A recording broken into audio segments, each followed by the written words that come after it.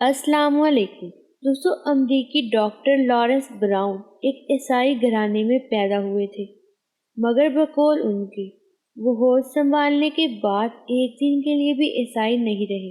वो मुल्हिद हो गए थे। वो किसी खुदा के भी कायल नहीं थे। वो ना सिर्फ अमेरिका के बेहतरीन हार्ट स्पेशलिस्ट थे, बल्कि पूरे बरआज़म अमेरिका में शायद उसके मुकाबले का कोई डॉक्टर नहीं था।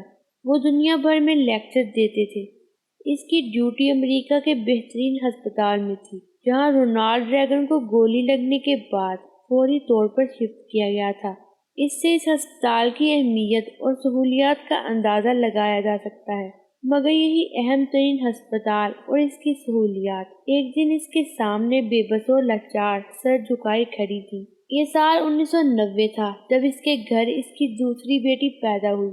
बच्ची को लेबर रूम से सीधा ऑपरेशन थिएटर मुंतकिल कर दिया गया, क्योंकि वो अब नॉर्मल पैदा हुई थी। इसकी एक आर्टरी में नुक्स था, जिसकी वजह से इसके बदन को ऑक्सीजन मिला खून नहीं मिल रहा था, और वो सर से पाँव के अंगूठे तक बिल्कुल ठीक थी। डॉक्टर साहब की बकौल मैं खुद एक डॉक्टर था, और मुझे पता था कि मेरी बच्ची के साथ क्या मसला है। इसका बदन मर रहा था, क्योंकि इसे ऑक्सीजन मिला खून नहीं मिल रहा था। इसका ये इलाज था कि इसकी चीर फाड़ करके आर्टरी की ग्राफ्टिंग करके इसे रिप्लेस किया जाए। मगर पहली बात यह है कि इस ऑपरेशन की कामयाबी की कोई गारंटी नहीं थी।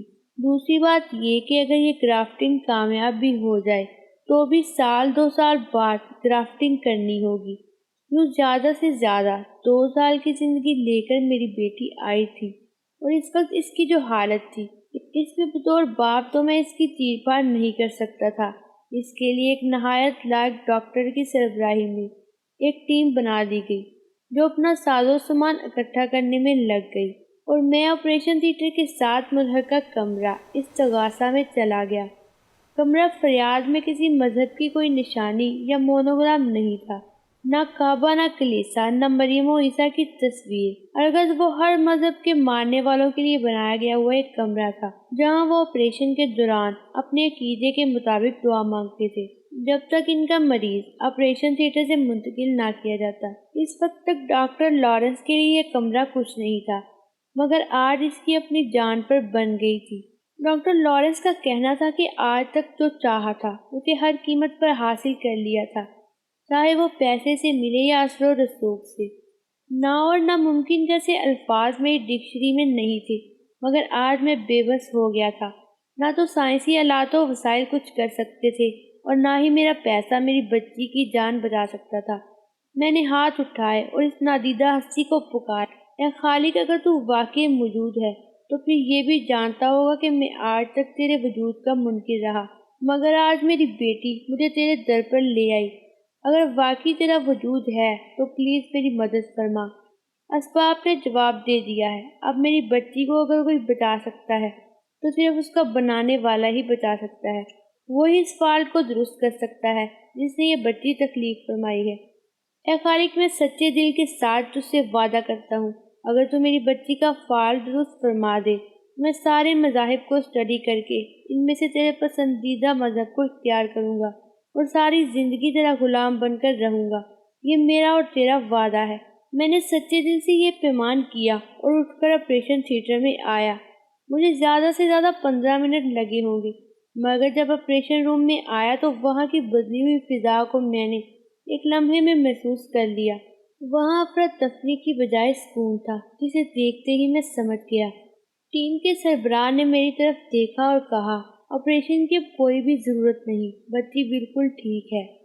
डॉक्टर ने इस मुआवजे की बेशुमार मेडिकल वजूहात बयान की, लेकिन डॉक्टर ब्राउन जानते थे कि अल्लाह ताला ने अपने हिस्से की डील मुकम्मल कर दी। अब इसकी तलाश इनकी जिम्मेदारी है। उन्होंने इस पर तहकीक शुरू की और इस्लाम को एक सच्चा मजहब पाकर 1994 में मुसलमान हो गए। इनकी असल कहानी इनके मुसलमान होने के बाद शुरू होती है। डॉक्टर ब्राउन कहते हैं, तब्दीली मजहब बज़ाहिर आसान होता है, लेकिन इसके समाजी और माशरती असरात बहुत दूरस और गहरे होते हैं।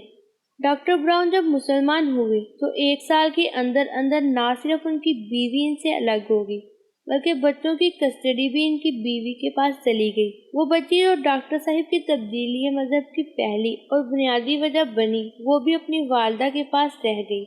ڈاکٹر براؤن کی بیوی، ڈاکٹر صاحب کا گھر، دولت، ذہنی سکون اور خوشیوں کا بڑا حصہ بھی ساتھ لے گئی۔ عدالت میں طلاق کا کیس دائر کر دیا گیا۔ عدالت نے طلاق کا حکم جاری کر دیا۔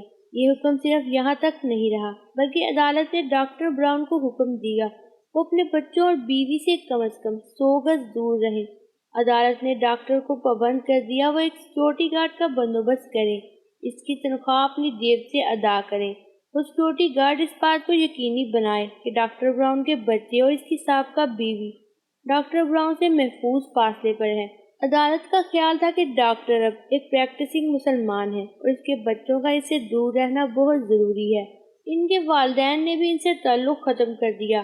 والدین نے خط لکھ کر یہ تک کہہ دیا وہ انہیں ملنے اور فون کرنے کی کوشش نہ کرے، یہ ان کے لیے مر چکا ہے اور یہ اس کے بارے میں مزید کوئی خبر رکھنے میں دلچسپی نہیں رکھتے۔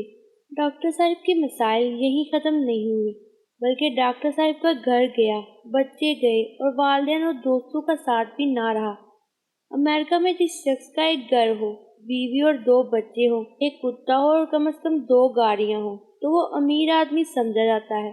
مغربی ممالک یا امریکہ میں گھر خریدنا اور اچھی سیٹل لائف گزارنا آسان نہیں ہوتا۔ ڈاکٹر صاحب کے پاس یہ سب تھا، مگر جب وہ مسلمان ہو گئے تو یہ سب ایک ایک کر کے چھن گیا۔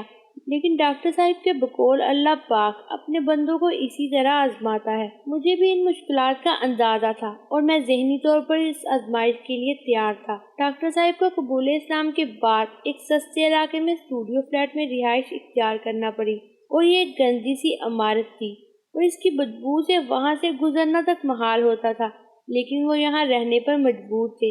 ان کے پاس اچھی رہائش کے لیے سرمایہ نہیں تھا۔ ڈاکٹر صاحب کے بقول یہ وہ چند مشکلات ہیں جو وہ بیان کر سکتے ہیں۔ ڈاکٹر براؤن کا کہنا تھا یورپ میں اگر کوئی شخص وینس، جنیوا یا پھر سڈنی میں گھر بنائے تو اسے کامیاب سمجھا جاتا تھا، لیکن اللہ نے مجھے امریکہ میں گھر چھن جانے کے بعد مدینہ میں گھر دیا۔ مدینہ دنیا کا سب سے بہترین شہر ہے، یہ میرے نبی اکرم صلی اللہ علیہ وسلم کا گھر ہے۔ یہاں چوری کا خطرہ نہیں، سکون ہے۔ میں نے پوری دنیا گھوم رکھی ہے، لیکن یقین کریں مدینے جیسا شہر کہیں نہیں دیکھا۔ دوستو، اسلام قبول کرنا یا کوئی بھی مذہب ترک کرنا کبھی بھی آسان نہیں ہوتا۔ اس سے آپ کی سماجی اور معاشرتی زندگی کافی متاثر ہوتی ہے۔ اللہ پاک سب کو سکون کی نعمت عطا فرمائے اور ہدایت کے راستے پر چلنے کی توفیق دے۔ آج کے لیے اتنا ہی دوستو، اگلی ویڈیو تک کے لیے اللہ حافظ۔ Don't forget to subscribe this channel and also press the bell icon because I don't want you to miss the latest videos notification. It's absolutely free. Like and subscribe right now or you're gonna have a bad luck for the next week. Don't risk it.